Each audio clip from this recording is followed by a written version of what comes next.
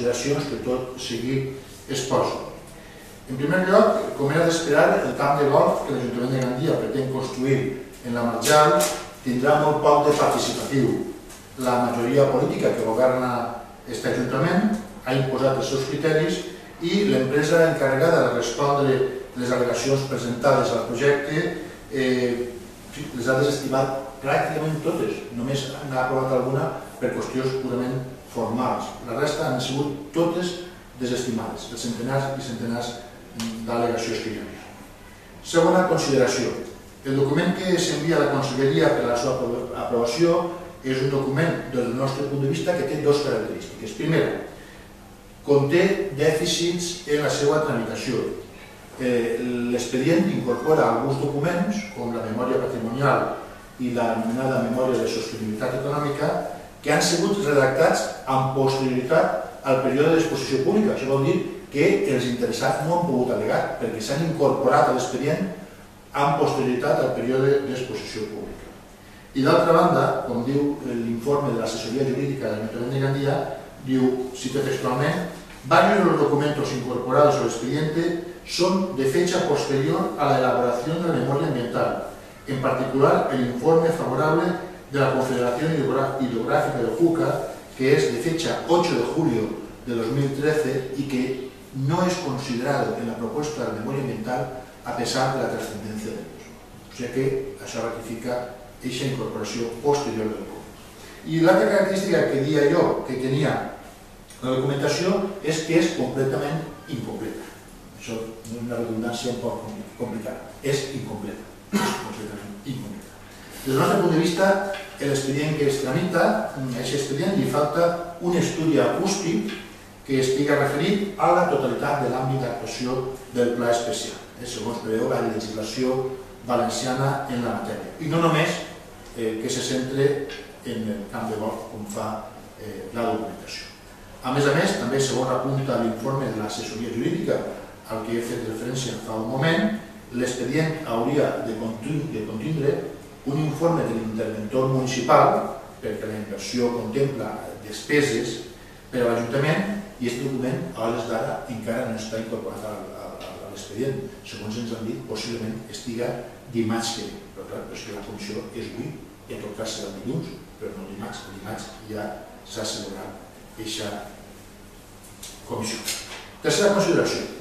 L'expedient informa que l'Ajuntament de Gandia haurà d'aportar 3,6 milions d'euros per a realitzar el canvi de golf. Fins al 12 del migdia d'ahir, aquests diners, gran part d'aixòs diners, 2,3 milions d'euros, s'havien d'obtindre de crèdits bancaris. A partir de la una, aproximadament, havien canviat ja la redacció del document i passaven a afirmar que els obtindran de la venda de patrimoni.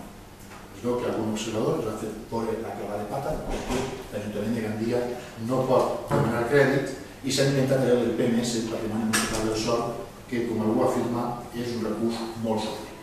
Jo no sé com pensen, quines parcel·les pensen vendre, a quin preu, amb l'època de crisi que vivim, per obtindre 2,3 milions d'euros.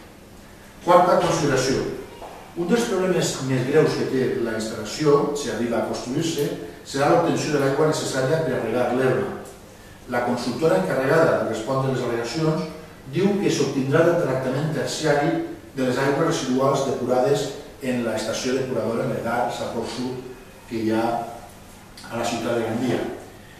Jo crec que això no ho veurem en la vida, però bé, el document està. Jo crec que no ho veurem en la vida perquè ja fa anys que va repetint-se aquesta història. Però el que no diu en cap moment la documentació és qui haurà de pagar aquesta inversió ni com s'haurà de portar l'aigua depurada des de la Safor Sud, des de l'Edar, Safor Sud, fins al camp de golf. I la bomba ve ara, perquè l'informe, a més cita textualment, diu: aunque transitoriamente y en tanto se construya una infraestructura de tratamiento terciario de las aguas depuradas podrá utilizarse aguas de la concesión del abastecimiento, que en estos momentos dispone de recursos disponibles debido al decrecimiento del turismo por la crisis. És a dir, que es pretén regar els camps de golf amb aigua potable. Això sí que és ja inadmissible. Com es pot afirmar que fins que no estigui construïda aquesta infraestructura per al tractament terciari, el camp de golf es regarà amb aigua procedent dels nostres pous per a el consum humà i l'ambició. I ja l'última qüestió, la cinquena reflexió que volia fer, és que resulta dels nostres ulls molt interessant, per acabar, reproduir algunes de les consideracions que realitza la Direcció General del Medi Natural de la Conselleria d'Infraestructures en un informe que data dia 6 de maig d'enguany, 2013. L'organisme autonòmic, com insistir, és la Conselleria d'Infraestructures i Territori, reitera una vegada més que debe justificarse la implantación de la actividad del campo de golf en suelo no urbanizable protegido, particularmente existiendo suelo no urbanizable común en su proximidad. Primera referència destacada. Segona, la persona que firma el document ratifica la afirmación sobre la incompatibilidad del desarrollo de un uso deportivo y champar sobre un suelo no urbanizable protegido por sus características de zona húmeda.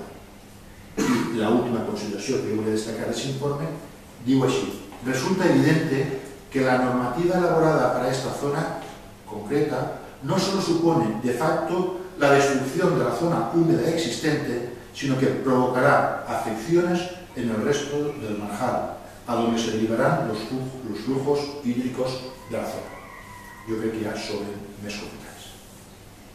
Si algú té alguna pregunta a fer, jo reconec que és un assumpte un tant àrid, però bé, si algú no li ha quedat alguna qüestió clara, amb tota tranquil·litat pot fer les preguntes.